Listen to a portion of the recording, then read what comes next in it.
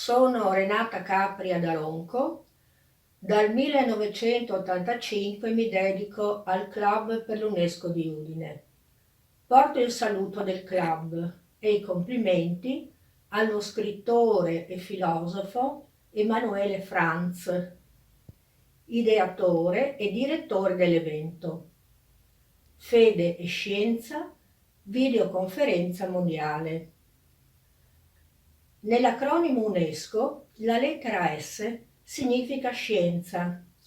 Scienza al servizio di uno sviluppo durevole, teso alla promozione dell'educazione, alla sensibilizzazione del pubblico, alla formazione.